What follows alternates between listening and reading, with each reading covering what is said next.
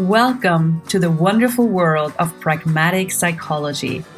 I'm your host, Susanna Mittermaier, and we are going to explore how your difference is the gift that our world requires.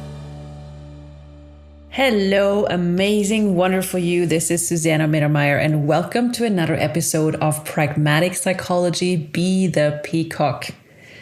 So what's up in your world? What's up in the world? Well, actually, these are two completely different questions. What's up in your world doesn't have to be the same as what is up in the world. But oftentimes people make it the same, or how often are you making it the same? Whatever is up in the world, are you also making it part of your world? And that doesn't give you a lot of choice, because whatever is going on in the world, whether it's your family, your friends, your business, your job, or something global that's occurring, if you make that yours, if you make that your world, you don't really have the choice to create your world.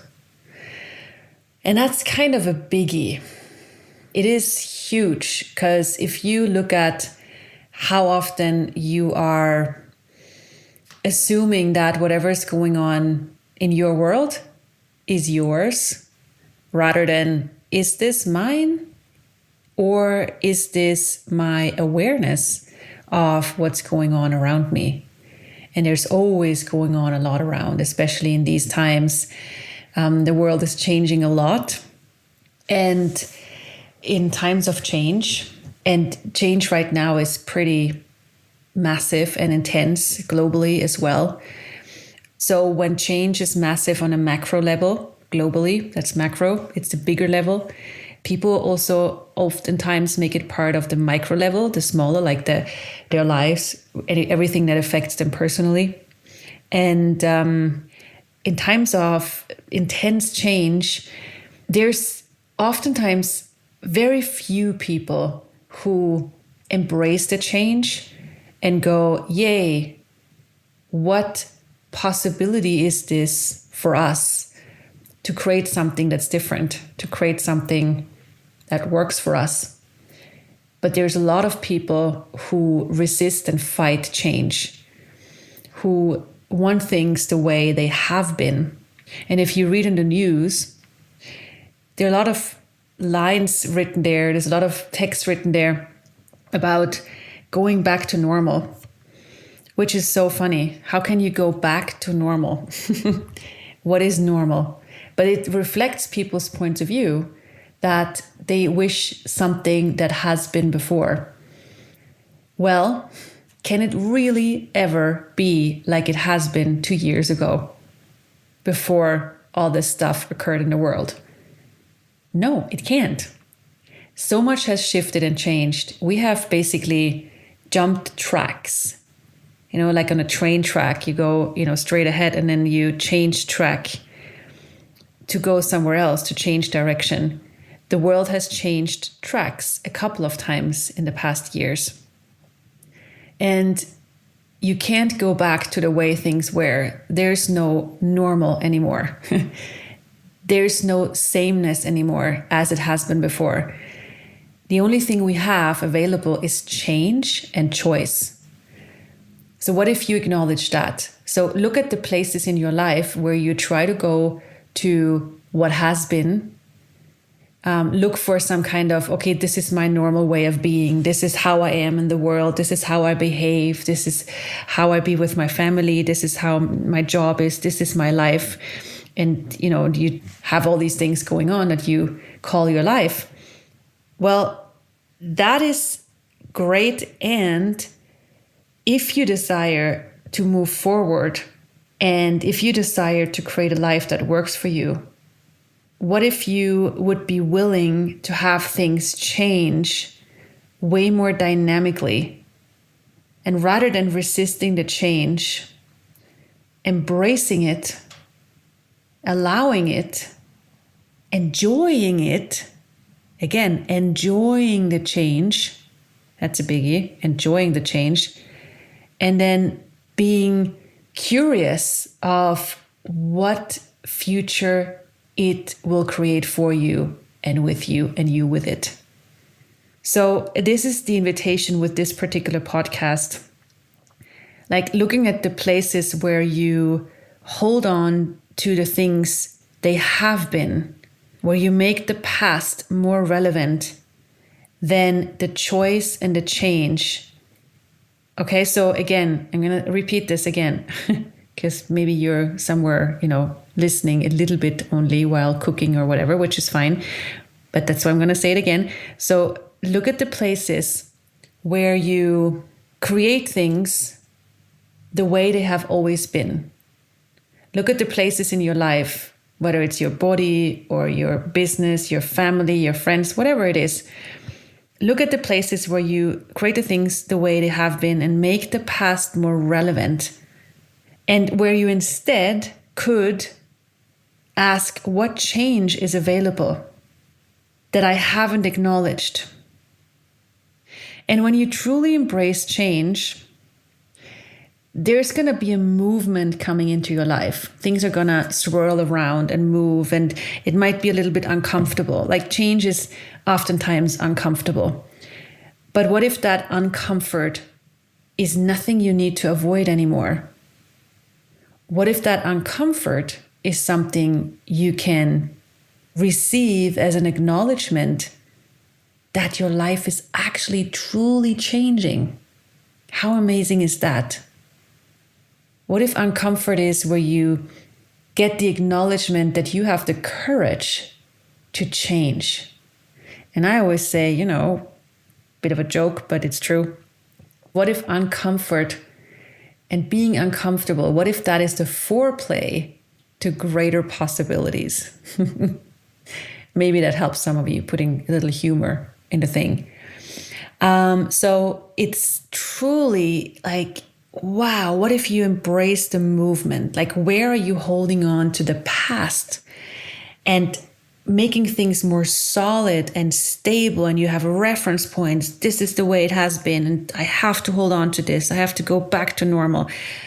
That is a stability point where you refuse and resist change. And change is like, things are always changing. Like, look at nature. Things are always changing. Is the weather the same every day? Is the weather the same every part of the day? Is the light, if you look outside your window, is the light the same every day? Or does it shift all the time and change? If you look closely in nature, things are changing all the time. It's never the same. And it's the same for us because we're part of nature. We're also natural beings. Oftentimes, we're promoted to be like artificial intelligence is more real for most people nowadays, which is a pity because it's so not who we truly are. We are beings of nature. We are natural beings. Our bodies are part of nature. So change is also part of our natural way of being. But if you resist that change, you will create pain. If you resist that change, you will create pain either in your body or psychological pain like anxiety or depression. And it will not be, it will hurt probably.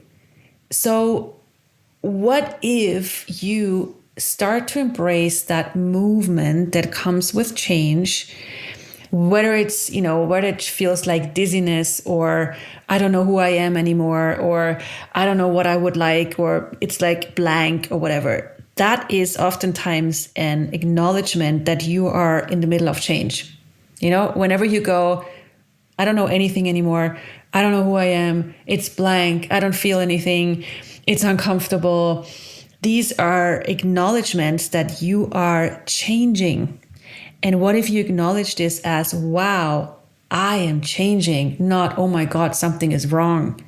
Because if you conclude that something is wrong, then you again resist change and it will create some kind of stagnation in form of pain in your body or psychologically or, in your relationships or whatever. So this is a different perspective. And it, when you listen to that, maybe it opens up something for you or it acknowledges something. Oh my God, I didn't know I was doing that, which is great because if you start to look at things through the eyes of consciousness, through the eyes of what truly works.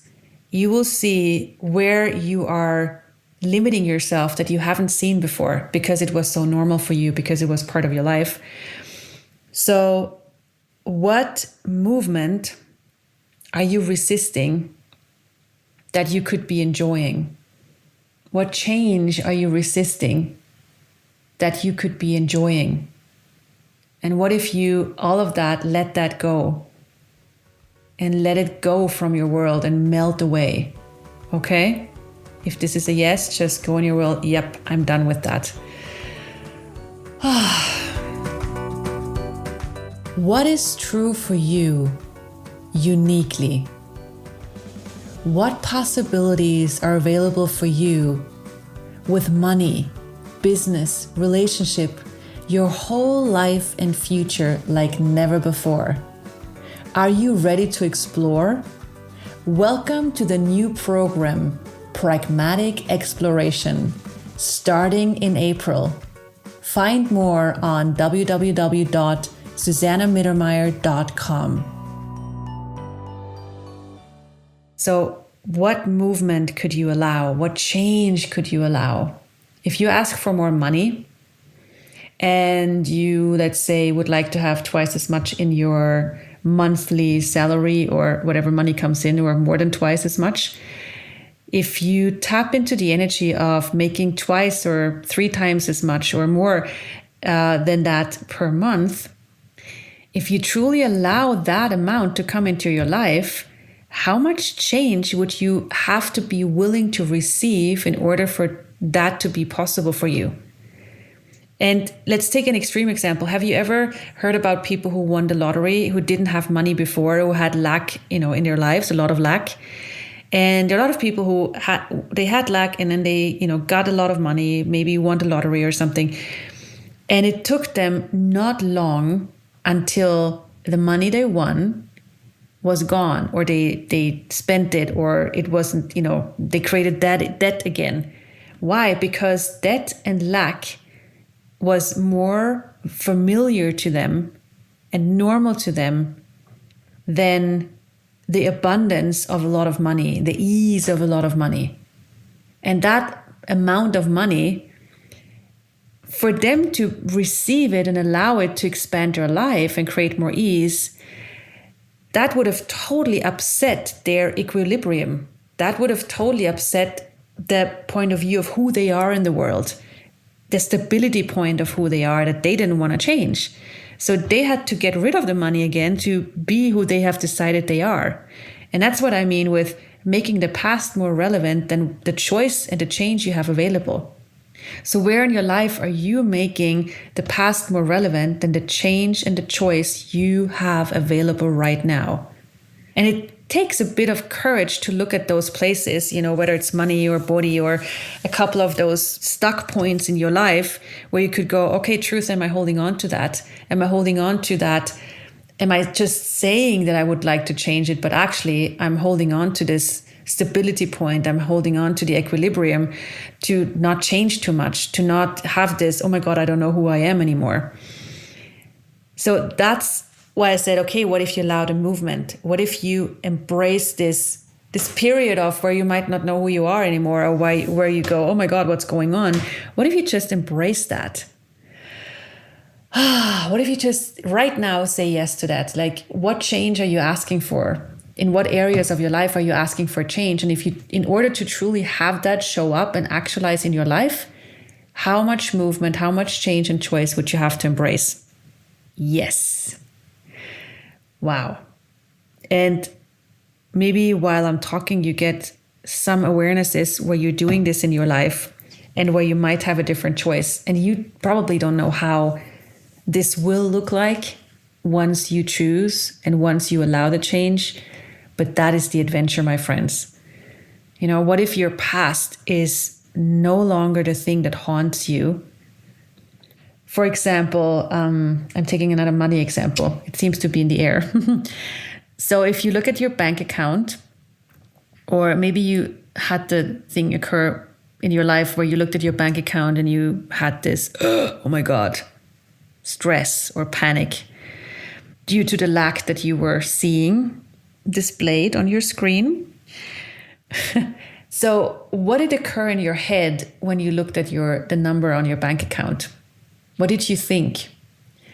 And how much did you project what you saw there, the number you saw there? How much did you project that on the future and went, oh my God, this is how the future will look like? And this is what people do all the time. Because what you see on the bank account right now is the past.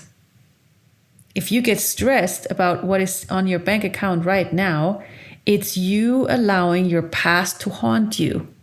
It's where you make the past more relevant than the choice and the change you have available. Because the number on your bank account, it's a momentary thing. This is right now in these 10 seconds. This number can change in the next moment. Someone can transfer money and you go, oh my God, cool. There's a plus again, or there's more than I thought. It can change. But if you hold on to that point of view, oh my God, this is the only amount I have and it's not going to get better, it's going to get worse. That is the future you're creating. Your point of view creates your reality. And every point of view is a past. Every point of view is where you use the past to haunt you. Yeah, it's kind of a biggie. So what if you let all of that go? Would you let all of those points of view go? And just say yes in your world and let them go. Or if you notice another point of view about that, just go, wow, interesting point of view. I have this point of view. That's an interesting point of view. I have that point of view. And say that a couple of times until you can't find that point of view anymore. So where in your life, and we had the money example, and you can take relationship, any kinds of, areas of your life where you make the past more relevant and let the past haunt you. And then when you notice that, just ask, okay, so what change and choice is available to me in this situation, in this moment that I haven't acknowledged? And just ask it and see what shows up.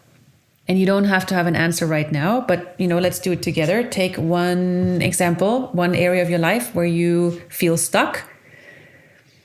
And let's ask, truth, what is the value of holding on to this stuckness? What do you love about it? Because if you have a stuckness, there's something you love about it. Otherwise, you wouldn't create it every day. So what do I love about this? And then you can say, okay, I let that go. An interesting point of view, I have this point of view, just choose to let it go.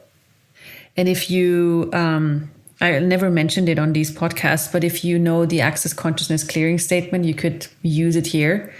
It's some weird words that work. It doesn't make sense, but it works. You can ask, so what do I love about this? What's the value of holding on to this? And you can say everything that is, I let it go, I destroy and uncreate it. And then you can just choose to let it go, or you can insert the Access Consciousness Clearing Statement, which is right, wrong, good, bad, pot, pock, all nine, shorts, boys, and beyonds. When I heard it the first time, I went, what is that? That is weird words that don't make sense. And yes, they are weird and they don't make sense, but they work. They change things on an energetic level. And if you want to know more, you can just Google Access Consciousness Clearing Statement, and it's more explained, but you don't need explanation unless you desire it, and it just works. So again, what do I love about this? What do I love about being stuck in this area of my life? And everything that is, will you destroy and uncreate it times a godzillion, which is just, making it more intense. Right, wrong, good, bad, pot, pock, all nine, shorts, boys, and beyonds. Okay, and then the next part of that would be the question. So look at it now that we destroyed and uncreated and let go of some layers of where you hold on to the stuckness or what works for you or where you think it works for you. And now ask what change and choice is available for me in this very area with this very situation that I haven't acknowledged yet. And everything that does not allow you to perceive, know, be, and receive that, will you let that go? Will you destroy and uncreate it? Right, wrong, good, bad, pot, pock, all nine, shorts, boys, and beyonds. And do that every time when something like this comes up. And you will see that there's more choice and more change available than you thought there were. And yes, you will show up different than other people, which is a cool thing. And what if you celebrate that and enjoy it? So truth, what change and what choice is available to you that would make you thrive like never before? Yes. So my friends, by the way, if you want to have more of that, I actually just created a call, which is getting out of your hole and creating a life that works for you. It's a pragmatic psychology intro online call on March 15th. So it's a one-off call. It's truly an invitation to, hey, let's let go of the past. Let's, undo the places where you make yourself stuck and created like this hole of, okay, this is my life. As a coping strategy, I have to be in this I have to create a small life so nobody can take it away from me. So nobody can, destroy me, and which keeps you from truly getting out there in the world and creating. So this is on March 15th, and then followed by a 2-day class, 3 hours per day. Also a pragmatic psychology class called Making Your Life Work.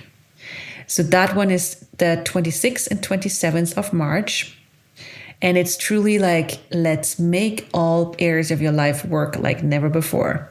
So we're going to post a link in the description of the podcast. And my friends, go rock, have way too much fun, and looking forward to way more. Mwah. Bye for now.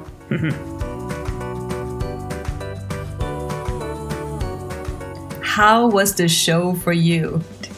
Feel free to share this episode with anyone you think would appreciate it too. Thank you for the contribution you are to spreading possibilities around the world. For more information, visit my webpage www.susannamittermaier.com.